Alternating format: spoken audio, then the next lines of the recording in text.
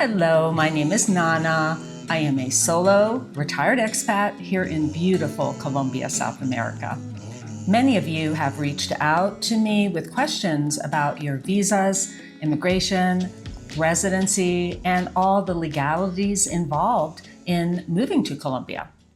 Immigration law, of course, is extremely complex and it's always evolving, which is why it's so important to have legal experts, professionals help you navigate the process.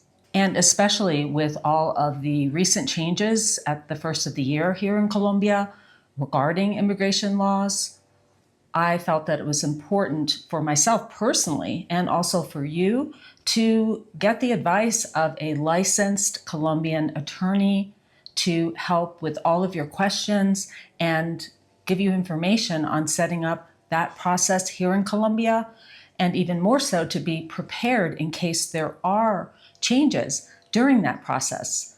So today I would like to introduce you to Isabel Roldán, who is a licensed attorney here in Colombia, South America. She has her office in the city of Medellín. She also has appointments available out here in Eastern Antioquia, which is where I reside. Isabel works extensively with foreigners, not only with matters regarding immigration, but also real estate, rentals, purchases, and estate planning. She is someone I trust and I can confidently recommend to my viewers. Isabel, thank you for joining me today. Thanks, Nana, for having me here. I thought it would be helpful for viewers if we talked about some of the common questions that people have when planning a move to Colombia. So, Isabel, for someone starting to research the process, what are the most common visa options that people pursue in moving to Colombia? So the most common visas that we apply for in Colombia are the M-type visas. M meaning migrant, and migrant is a type of visa in between a visitor and a residency that would allow you in 5 years to apply for the residency. In those kind of visas, we can see the visa for business. So when you want to invest in a business, you can apply for this kind of visa. If you are also purchasing real estate, you can apply as well for this visa. And if you hold a pension on your home country, you could also apply for this kind of visa. Its name is pensionado. And so that our viewers understand, when you speak of pension, generally speaking, for most people, that's their Social Security, and that would, with certain criteria as far as the minimum amount, that would be their criteria for that visa? Yes, if in their hometowns people have or receive a pension that could be verified by a verification letter, although it's paid by the Social Security or any the other departments, because I have had some clients that are, for example, retired from the schooling association. So the schooling association is the one that's paying the pension. So by providing a verification letter for any department that pays you this monthly payments, you could apply for this kind of visa. So basically, as long as someone can prove that either where they worked, or say they're a veteran or police officer, or the example that you mentioned, a teacher, and they do not qualify, their Social Security isn't enough, or maybe they want to get a visa prior to retirement age and come here, as long as their pension or pensions from where they worked will meet the minimum criteria, that they can apply for the M visa with that? Yes, they can apply with that.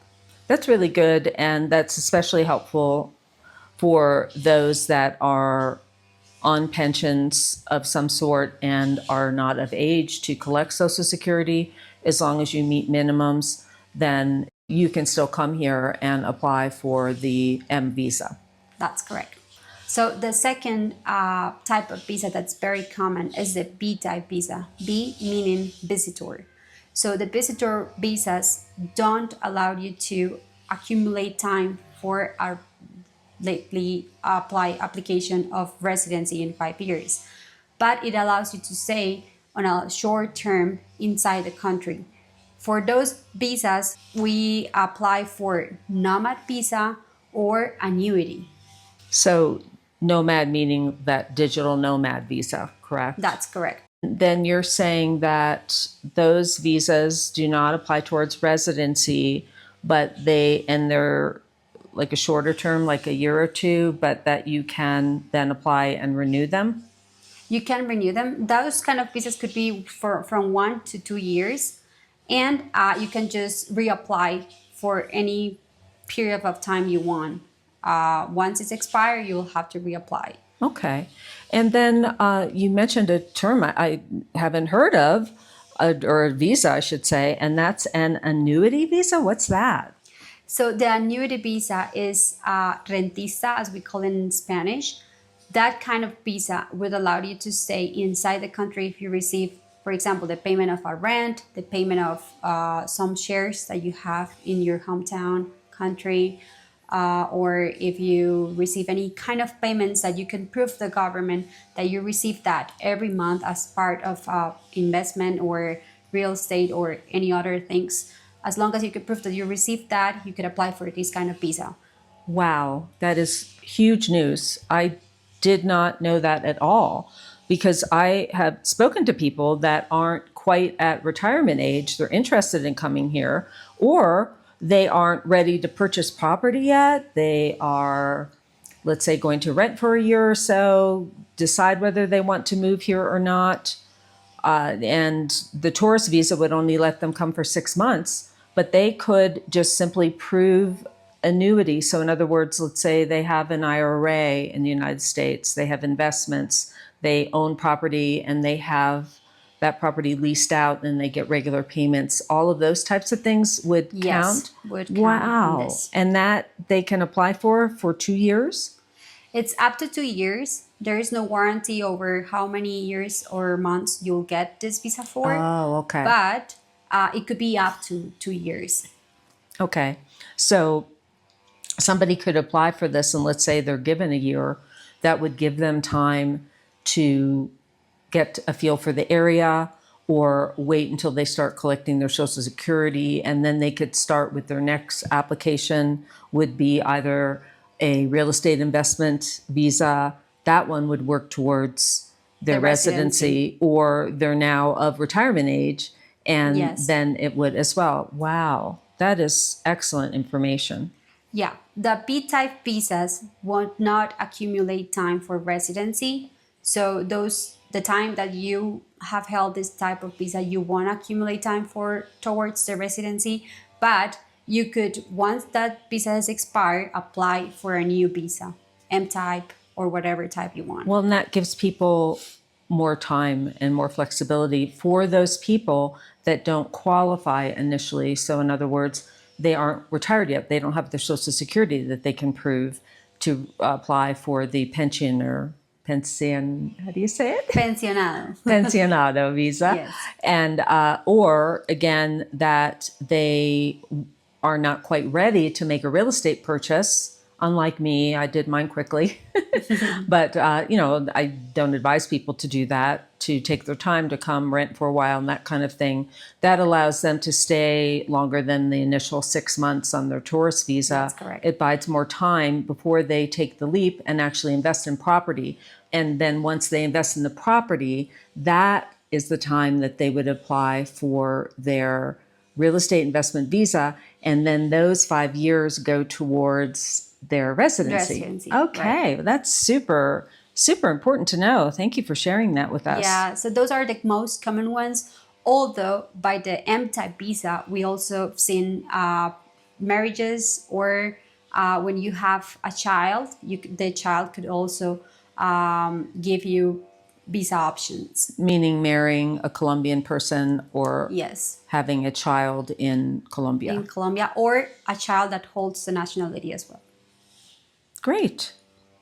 So that I understand the marriage child visa, I'm curious because oftentimes I speak with people that sometimes the person was born in Colombia.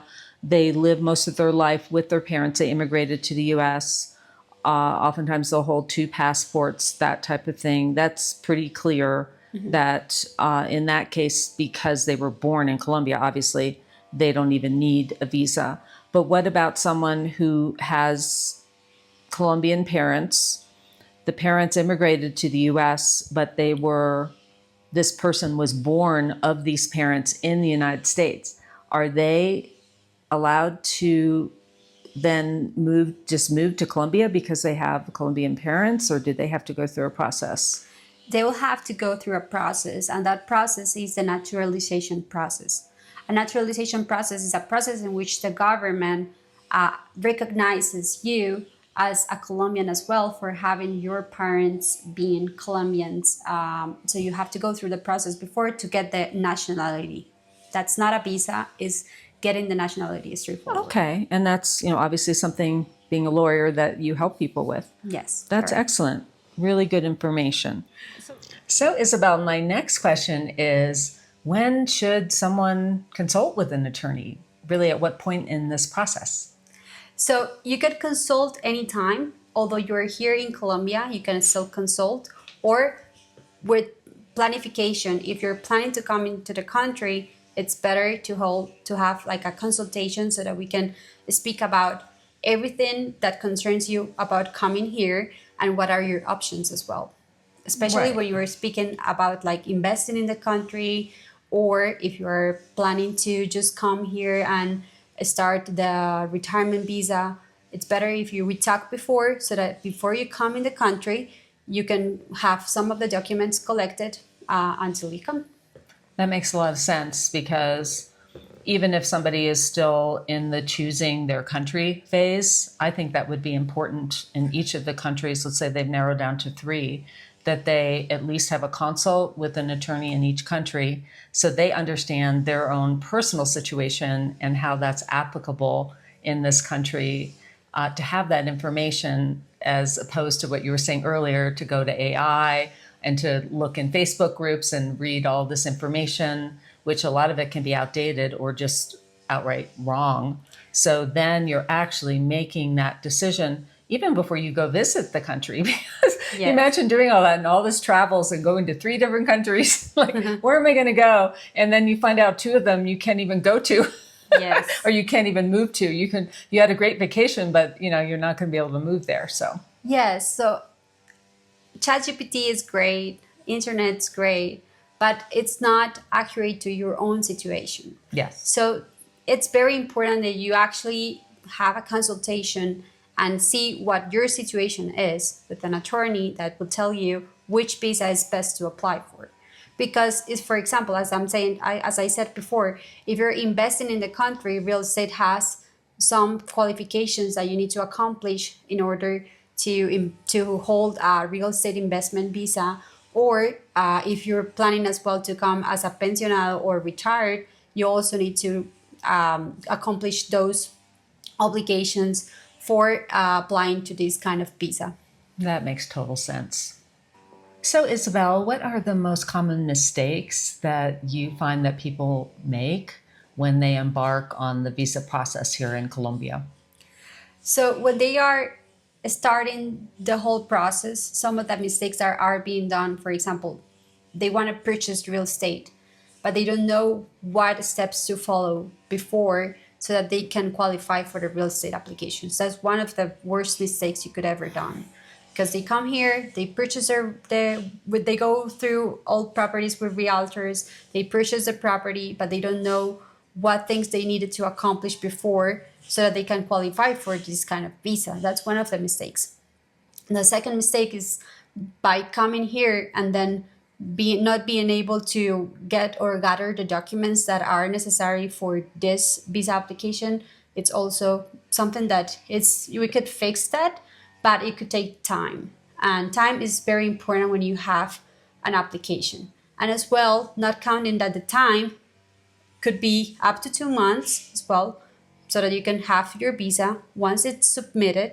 But before those 2 months, we'll have to gather the documents at least other 1 more month before that visa expires or your timing in Colombia expires, because that will give us time to proceed and to get all the documents well and submitted by the time it's necessary. That makes sense. It's so important. And when I embarked initially, I did it right, fortunately.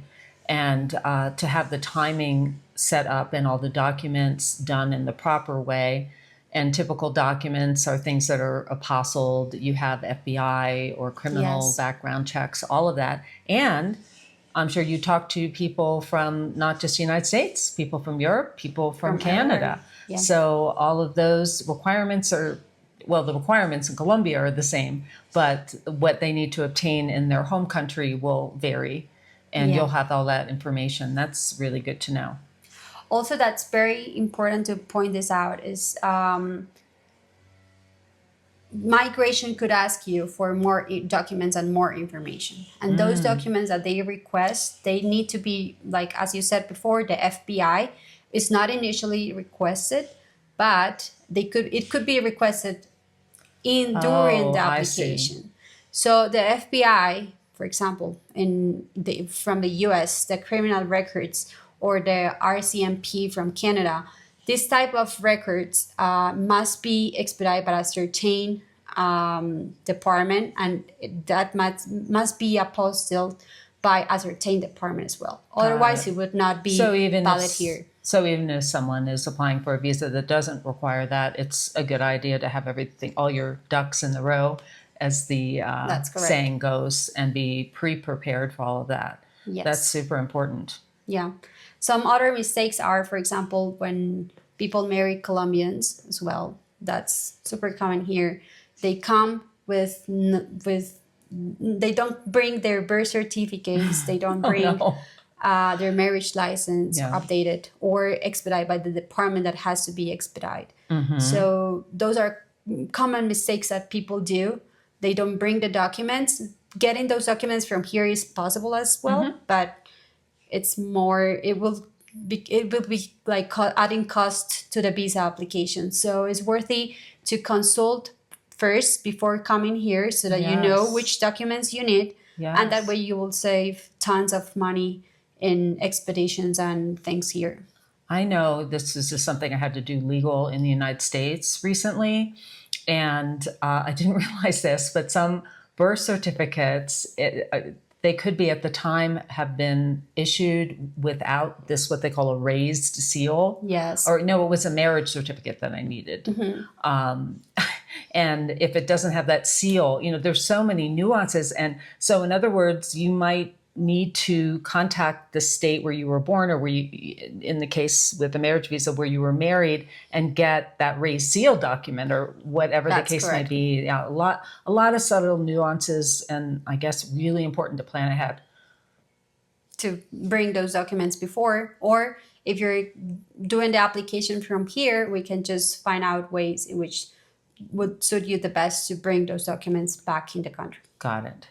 So Isabel, you've touched on some things that are important, obviously, in preparing and starting the process early and consulting and knowing how to prepare. Is there anything else that's important in the preparation process? So first, gathering the documents. If you're in the country, we can help you with the process of gathering your documents properly. Or if you are in your home country, we could also work with you virtually so that you can gather those documents. That's one thing. Second, be prepared for the timelines that you have for expedition of your visa, and for when it expires, when you have to reapply for this visa. It's important that you know that we don't have prorogates, we don't have renewals for visas. We have to reapply for visas every time it expires. And so I would assume, obviously, when you're preparing the first visa and that's then approved and your client gets their digital visa, that you'll then counsel that client to let them know to mark their calendar, whatever that date is far in the future. Let's say they got the visa for 2 years, when to recontact you to start the process all over again? That's correct. It's important that you know that with the M-type visas, as you need to accumulate the time, if you let your visa expire and the second visa that you're applying for, the dates don't match, those days, that gap needs to be filled out with other things such as salvoconductos, as we call it here, or those timings need to match exactly at the time the visa expires. That's super important information, Isabel. And I do want to interject just in general, and it's something I learned early on about living here in Colombia, is in the US, we're used to either an email coming or a letter in the mail. Could be our car registration. we're sent a notification probably like 6 months before it's due. Those types of notifications don't come in Colombia, so it's up to you. In the case with me, I made sure anything that I embarked on, whether it was my visa or the tax on my car, or I could go on and on. But there's certain things I have to pay, for instance, annually, that I noted in my calendar, and that I take the initiative and I take care of it because I know when it's expiring. Yes, that is very important for foreigners to know when you're planning to move to Colombia or when you're in Colombia. And for people considering living in Colombia long term, what should they understand about maintaining that residency and staying compliant with immigration requirements here? Yes, so you're talking about the residency visa. The residency visa will just be given to you if you have stayed in the country for more than 5 years. So if you've held an M-type visa for more than 5 years, you can apply for the residency after your last visa expires. This residency will give you any options in staying in the country. You can apply for the social security, you can work in Colombia, you can lately become Colombian if you pass, of course, the test of becoming Colombian.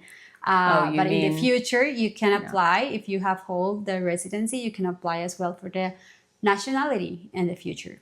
So you're saying that you can apply for citizenship and have the right to vote and all those things after you're approved for residency? They need to know that they need to spend time in the country as well when they are residents.